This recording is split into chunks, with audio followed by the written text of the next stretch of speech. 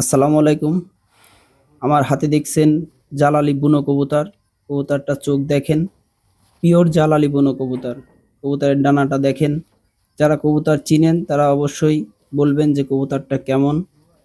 তো লেজটা একটু দেখেন, লেজের যে সাদা অংশ, লাস্টের যে লেজটা, এটা দেখলে কিন্তু অবশ্যই বোঝা যায় যে কবুতরটা বুনো, পিওর বুনো আছে কিনা। তো আজকে আমি আপনাদেরকে দেখাবো যে কিভাবে সঠিক নিয়মে ডেকনা বুনে তারপরে বাঁধতে হয়। তো দেখেন আমার হাতে আছে কঠের সুতো এটা। তো প্রথম ডেকনাটা একটু শক্ত করে বাঁধতে হবে। দেখেন, তো প্রথম ডেকনাটা যদি আপনারা নর্মাল করে বাঁধেন সেক্ষেত্রে কিন্তু কবুতরের ডেকনাটা খুলে যাওয়ার সম্ভাবনা আছে।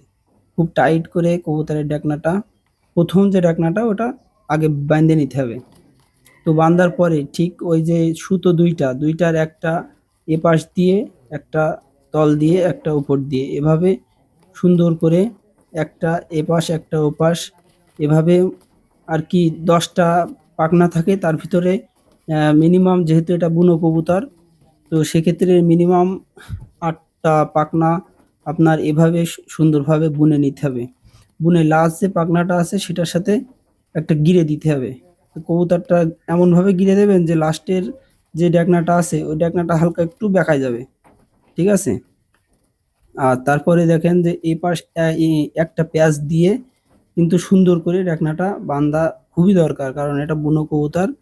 কবুতরটা কিন্তু যখন তখন উড়ে যেতে সক্ষম। তো সেক্ষেত্রে একটু কবুতরের হাই সিকিউরিটি ডেকনা বাঁধারও প্রয়োজন আছে।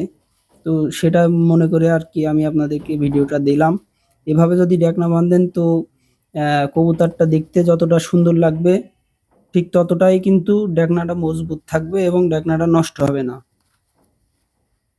তো আমি দেখেন আপনাদের আরেকটা ডেকনা, এটাও কিন্তু সেম ভাবে আমি প্রথম যে ডেকনাটা সেটা সুন্দর করে আগে শক্ত করে গিরে দিয়ে নেব।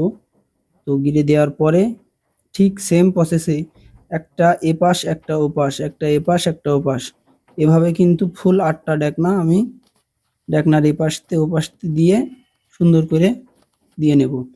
তারপরে লাস্টের যে ডেকনাটা আছে আপনারা আগে দেখেন যে কিভাবে আমি ডেকনার শেষ প্রান্ত পর্যন্ত এইভাবে বুনে বুনে তারপরে নিয়ে যাচ্ছি। তো লাস্টে যে ডেকনা আছে সেটা কিন্তু ওই সেম ভাবে একটু গিরে দিতে হবে। হালকা একটু ডেকনাটা হালকা একটু বেঁকায় যাবে। ঠিক আছে? ওই যে বেঁকায় গেছে। তো বেঁকায় যাওয়ার পরে দেখেন সুন্দর করে টাইট মতো করে কিন্তু আমি ডেকনাটা বেঁধে দিচ্ছি। যেহেতু কবুতর নতুন কবুতর, সেক্ষেত্রে ডেকনা বান্ধা খুবই প্রয়োজন। আরো বুড়ো মানে যেহেতু এটা জালালি, সেক্ষেত্রে এটার ডেকনা এমনভাবেই বান্ধা উচিত। তো দেখেন আমি আপনাদেরকে দেখাচ্ছি। তো দেখেন এই যে 2টা পাখনা কিন্তু ওপর মুখও উঠে গেছে। তো কবুতরটা আসলে দেখতে কিন্তু খুবই সুন্দর লাগতেছে, যে আসলে ডেকনা বান্ধা কবুতর দেখলে বোঝা যায়। আর এভাবে ডেকনা বাঁধলে দেখেন কবুতর চেনা যায়। ঠিক আছে?